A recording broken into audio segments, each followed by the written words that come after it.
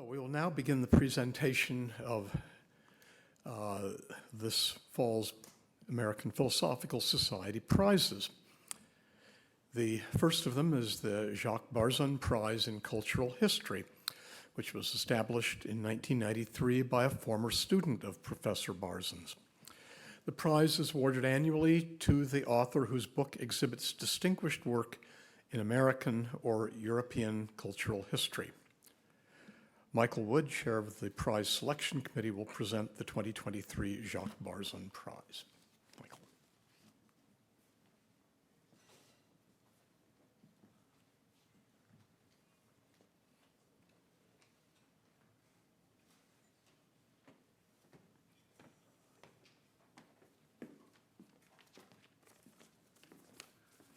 Okay, good afternoon, everyone.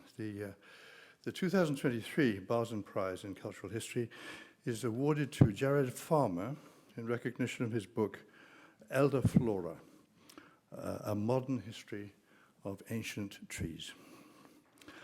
Dr. Farmer is the Walter H. Allenberg Professor of History at the University of Pennsylvania. Elderflora takes us on a series of quite extraordinary journeys. We learn about a sequence of tree species, for example, from cedar to baobab.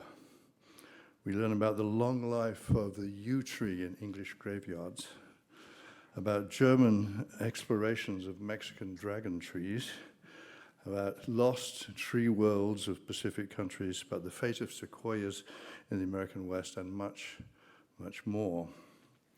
Trees can always surprise us, Professor Farmer suggests.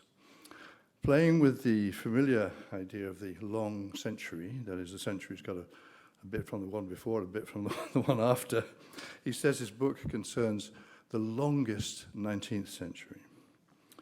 This was a time, he says, when consciousness was, quote, pulled far backward in linear time, and simultaneously when the energy transition to fossil fuels hurtled human impacts far into the future, end of the quote. One of the most interesting implications of this long or longest perspective is that science finds itself merging with philosophy. This is what Professor Farmer says. The category oldest known is less biological than epistemological. The subset of the oldest knowable, that is, trees that can be absolutely dated all the way back to their first year of growth.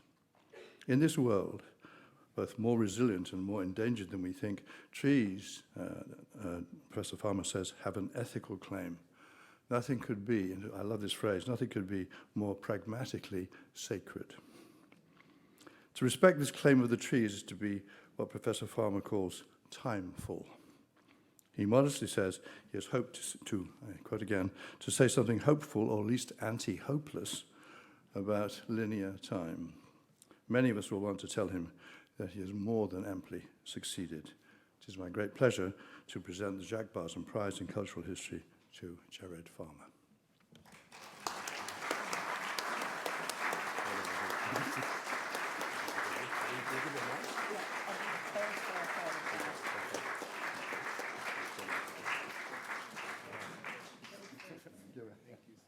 You get both of them. You get to say a few words too.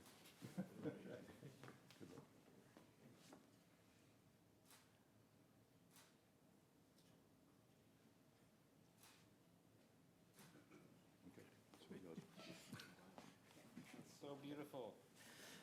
Okay.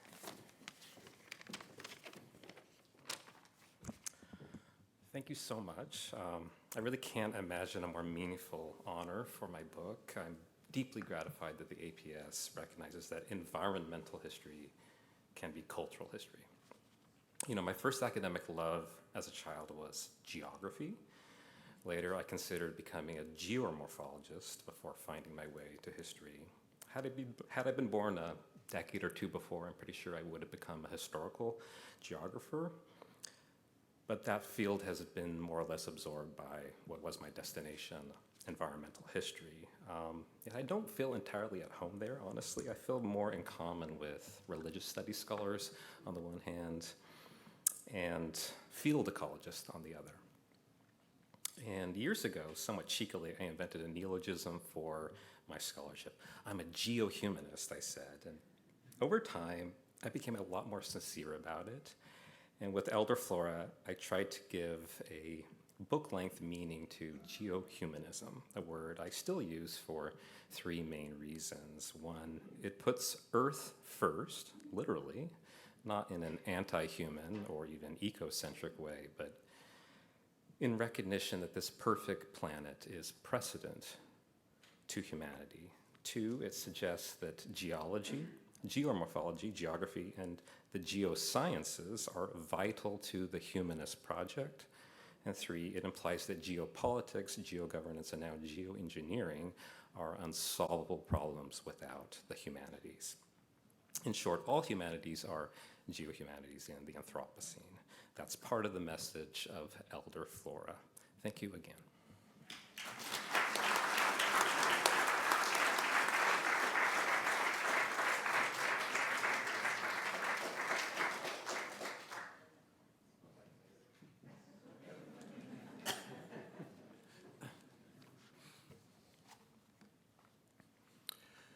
The Karl Spencer Lashley Award was established in 1957 by a gift from Dr. Lashley, a member of the Society, and a distinguished neuroscientist and neuropsychologist. His entire scientific life was spent in the study of behavior and its neural basis.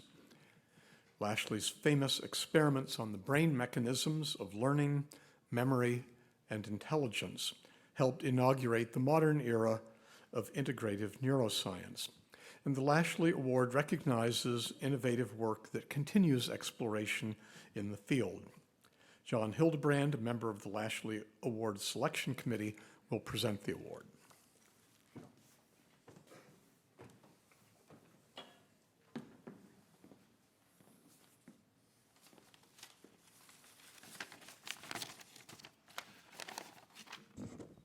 The recipient of the 2023 Karl Spencer Lashley Award is Silvia Arber, professor of neurobiology and cell biology at the Biozentrum in the University of Basel, Switzerland, quote, in recognition of her elegant elucidation of brainstem mechanisms that control movement of the body.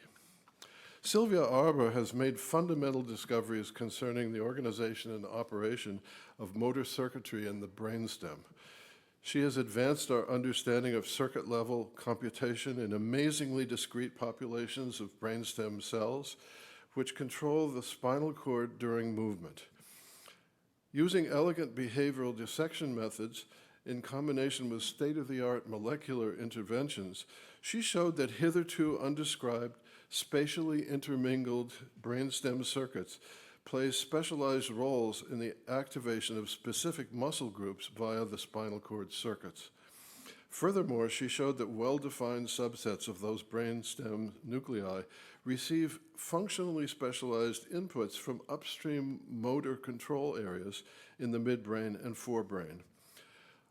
Arber's discovery of motor control circuits that are spatially intermixed yet functionally specialized depended upon meticulous application of the most powerful new tools in neurobiology for identifying unique cell types, which Dr. Arber accomplished brilliantly.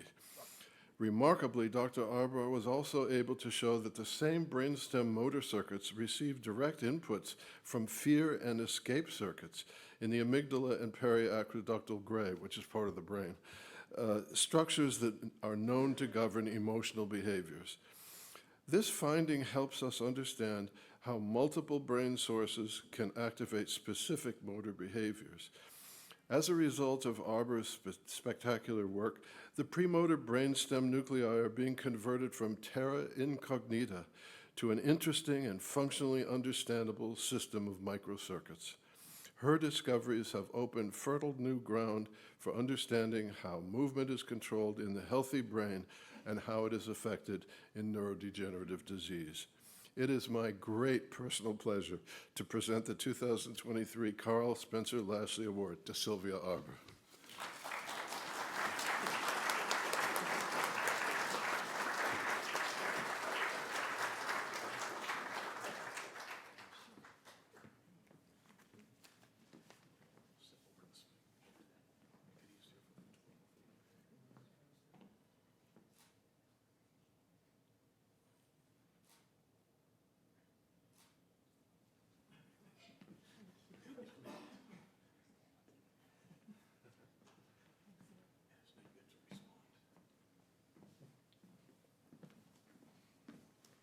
Thank you so much. It's an enormous pleasure to receive this award.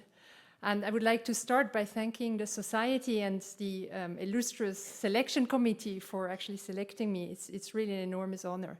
This prize doesn't only go to me. This is team science, so the many scientists who have worked with me over the years contributed enormously to this work.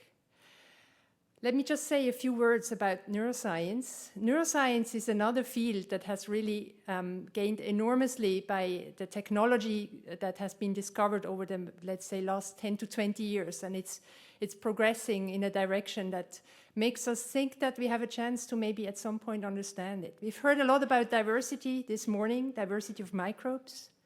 The nervous system is also extremely diverse. And I think Lashley would be proud now to see how we can actually dissect the nervous system into cell types and begin to understand which precise cells do what. And that gives us hope also that maybe one day we'll not only understand how we move, which is what we study, but also how the brain accomplishes something as complex as cognition, and how the two phenomena are interlinked. When we think something, we want to put it out in action. And so there is a constant interplay between the circuits of our cognitive systems and how we actually get that to do.